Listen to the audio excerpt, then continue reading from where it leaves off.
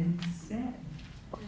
As I was listening to Mervyn and Jerry, I was reminded how important they and Ted and Richard Levy were to my career.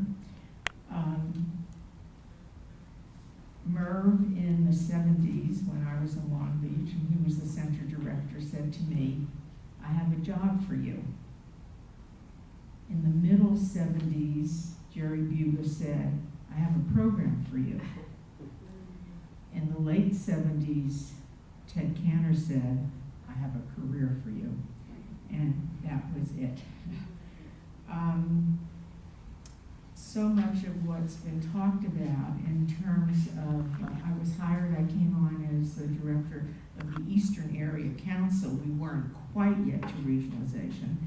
And we had these, it was the Eastern area, and I think it was the South Bay and the Valley, of course, and Santa Monica. But they weren't as linked in and as connected to community. And his point of regionalization, as both Merv and Jerry has talked about, was leadership development, campaign, more campaign dollars, and building community. And Ron Cabrins and others, legitimately so, questioned whether the money developed to fund for regions was worth what was coming back in revenue. And he always reminded us the campaign is very important, but we're building Jews, we're building community, we're linking people together. The Eastern Area Council, which was, as Shira knows, the San Gabriel and Pomona Valleys, very sparsely, there just wasn't Jewish life around.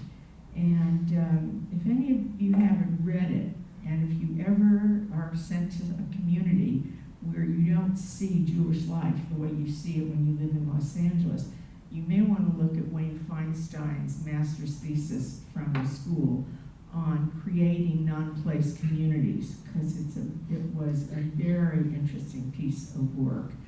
And it kind of guided me in my work in the Eastern area. I then came downtown to, I guess, take over Director of Suburban Services or whatever. And it was just very exciting times. There was an energy. Those of you who knew Ted, and all of you, I think, knew Ted, this was not a warm teddy bear of a guy. You didn't go around hugging Ted. Of course, you didn't go around hugging all that much, I don't think, in those years anyway. He could be firm. He could be, to some people, a little off-putting. It certainly wasn't that way to me and to, I guess, most of the people in this room. But he was complex and layered. But I always knew that I was listened to, that I know he heard what I had to say, listened carefully, even if he didn't agree with me. But you always had the sense that you had his ear, and that was really important. The other piece that I had a role to play was in what was going to happen in women in professional life as the first woman in management.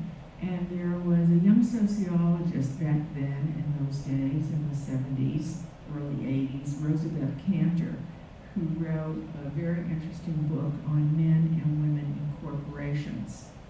And she's now a tenured professor of Harvard and has gone on to write maybe 15 books.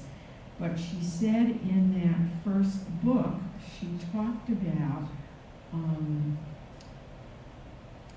her thesis that an individual person coming into an organization fails to answer the woman's question and underline the need for a structural approach and Ted was prepared to deal with a structural approach.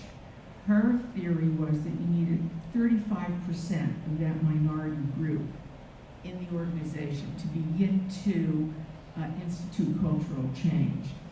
And so with Ted and Merv, and I too, Jerry, can't hardly say Ted without saying Merv because they're so linked with me and my work. But their support led us to hire, first at the line staff level, a really exciting group of young women, most of them coming out of the school, some coming out of UJ. But, in the campaign, it was Marla Abraham, and it was Ilana Ramon, and it was Susan Gottlieb, and it was Judy Fisher, and it was Sharon Friedman, and it was Lois Tagan, and it was, and they're here.